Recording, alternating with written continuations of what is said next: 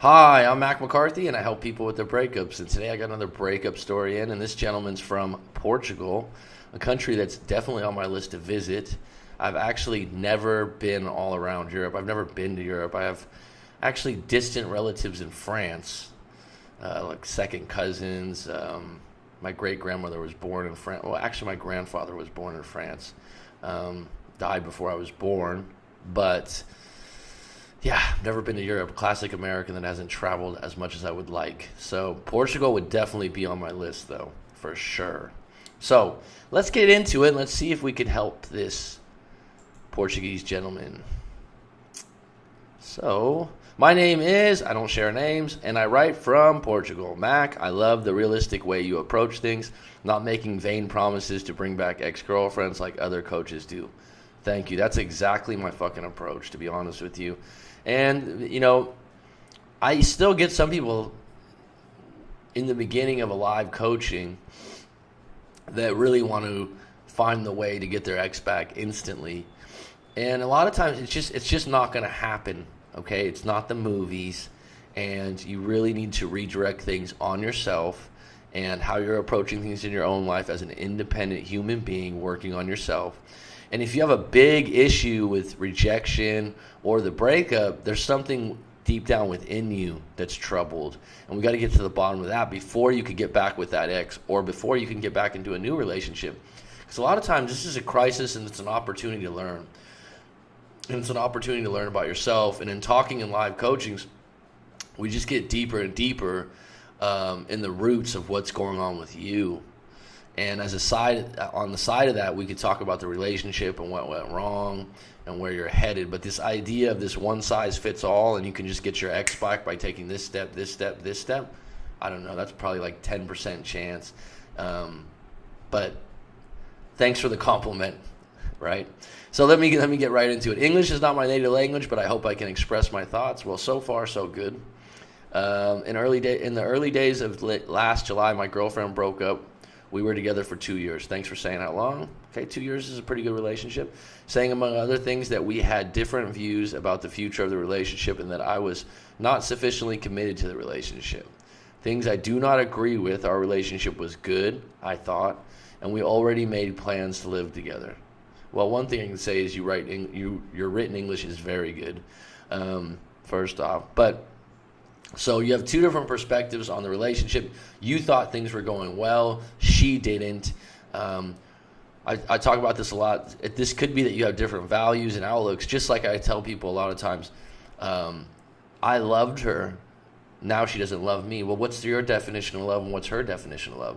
What's her definition of a good relationship and what's your definition of a good relationship? Something to really look at, right?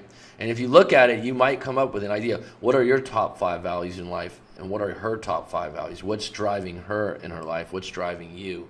And if you're not going in similar directions or helping each other grow, that's when the relationship goes bad. And sometimes you're thinking, well, I'm pretty happy with things. And she's going, no, I'm not happy with these things. This is what's lacking. For about 30 days, I did not contact her. And then I sent her a few messages on Facebook asking us to sort things out. But she replied coldly, saying that she had nothing against me, but that we had nothing more to say. Okay, so you've been together 2 years. She feels like the relationship wasn't good. She coldly responds to you. At this point, you need to stay in no contact. You gave it a shot. You got your clarity.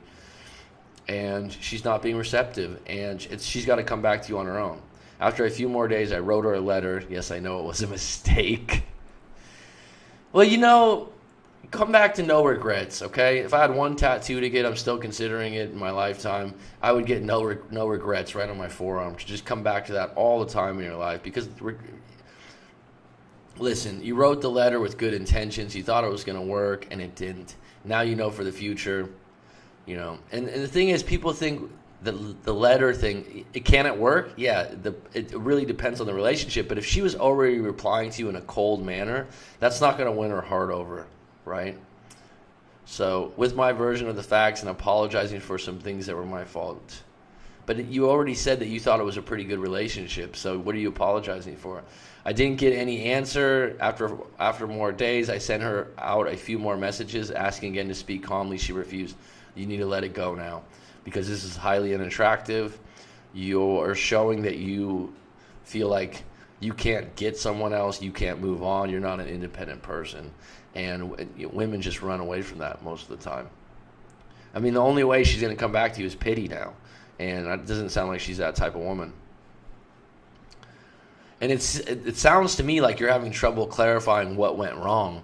And that's what eats up people sometimes too. Like, I don't feel like there was that many wrong things. So about a month ago, I knew that she had a new boyfriend who is a colleague in the same company she works for. I was devastated. I thought, how could she have found a boyfriend in a short time?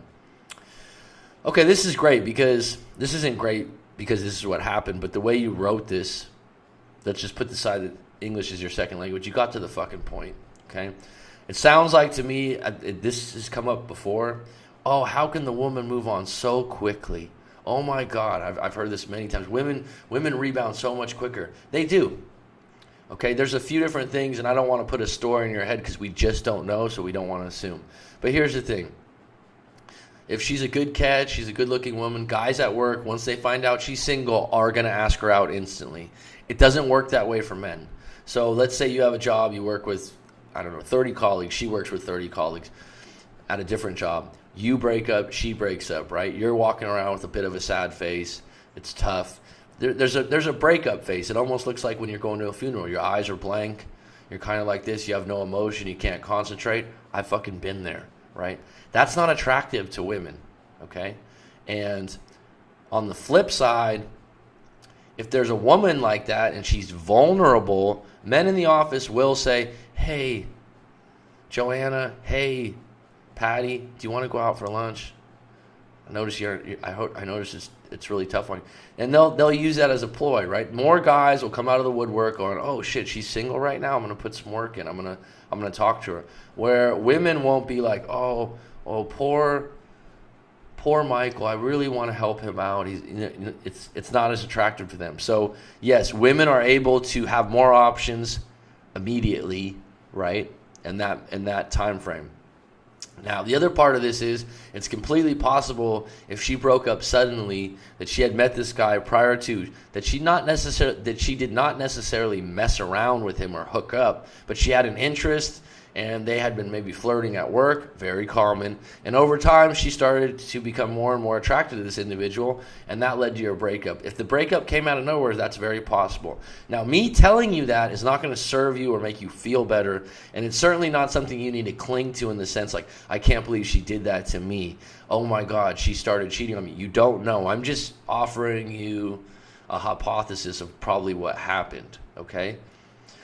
He writes, is it a rebound relationship? I do not know. Well, I mean, any relationship, if she was in a relationship for 2 years and she instantly gets with someone else, yeah, it could be classified as a rebound relationship.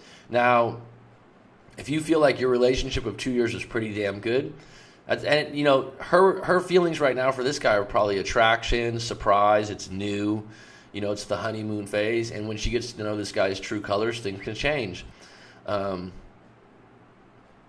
He writes, they work side by side. What do you think? Well, like I said, if they've worked together for a while, this didn't just happen. They've probably been building up a little bit of attraction over the year or years. And that doesn't mean that she cheated on you. It just means that they were friends and maybe they were flirting a lot. And this is very, very common. The workplace is a place to meet someone new most of the time, okay? After knowing that she had a boyfriend, I made the mistake of sending new messages to ask to meet her. Again, I was left without an answer. At this point, she's got a boyfriend. You need to fucking move on and get your pride on a new level. Because a lot of people say, well, once I find out she has a boyfriend, I'm done. Let's put it this way in this scenario. What if she comes back to you? Oh, I've missed you so much. I want to get back with you. Are you going to be able to just be okay that she's had a boyfriend that she worked with in the meantime? Or is this going to be a highly suspect situation for the future where you're going to go, what about that guy? You're always going to be wondering, right? So at this point, you need to go all in, no contact, no messages, no handwritten letters. And it's going to be tough.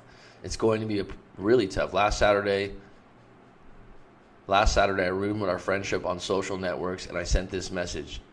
Blank, her name. I have to follow my life and you have to focus on your new relationship. If you change your mind, Sorry. If you change your mind, if the relationship does not work, call me. If there is no one in my life, we can talk. This is what everyone, I want to just leave the door wide open for you. You don't have to be an asshole, but you just should have cut her off from social media. She's in a new relationship. She knows you want her back. She knows you care about her. You don't need to declare it for the 15th time, okay? The reason why I'm taking a deep breath, everyone does this. And I told her, the door's open, and anytime you want to come back. How does that show any value? This Saturday, I started a period of no contact that I do not intend to break. Good for you. No contact is for you. Yesterday evening, the situation suffered a nasty development. Her new boyfriend sent me a Facebook message to say, "Hi, I'm blank's new boyfriend.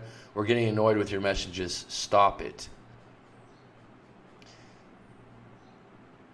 So, whatever. Fuck them.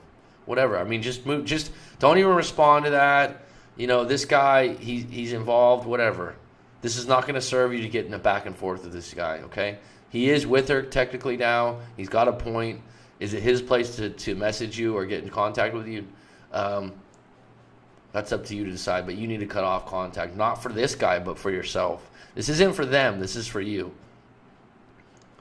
LOL. I don't mean if you mean LOL you or them. It had never happened to me. I did not respond to the message and blocked the two on all social networks. Life goes on. Ding, ding, ding. It does, my friend. If or when I meet her face to face on the street, in the coffee shop, wherever I go, I'll pretend she's invisible. Not another word ever. I don't know why people get these scenarios like, what if I run into her? What should I do? Well, in this particular case, if you did, I would probably avoid talking to her. If you made eye contact, you could say hello and leave it at that. But at this point, you're moving on. You're moving forward. As you said, life goes on. My conclusion from this situation, my behavior was too needy and clingy. I recognize this. Number 2, she is not the person I thought, even though I made a lot of mistakes. Okay, those are your conclusions. You know better than I do. You're in the relationship. Needy and clingy behavior is highly unattractive, but it certainly is possible that she was seeing this guy before you even broke up, and this was in the works. I don't want you to cling to that idea and get yourself worked up or upset. I just want you to realize that this breakup just didn't come out of nowhere. She's not the person I thought, even though I made a lot of mistakes. I would have to know the mistakes you made and unpack those if you wanted further clarity, say in a live coaching, and maybe get some distance. If you're holding some of those mistakes over your own head and not forgiving yourself, that could be detrimental to a new relationship. So you do need to find out where those mistakes are made and what areas they're made in. But I like where you're headed with this. It's going to take you some time. Make sure you have an exercise routine. Make sure you shake up your schedule, because no contact is going to be really difficult for you right now. It was a 2-year relationship. She's with someone new. That's a hard pill to swallow. And I'd be happy to do a live coaching with you on this and move you forward. You're saying all the right things at this point, right? Mac, what do you have to say about all this? I think I have. Thank you for reading my letter, he writes. Well, thank you for saying thank you again. I do really appreciate it. So please visit writemac.com if you've got a breakup story you'd like to share, or if you'd like to book a live coaching with myself. Otherwise, thank you for supporting the channel.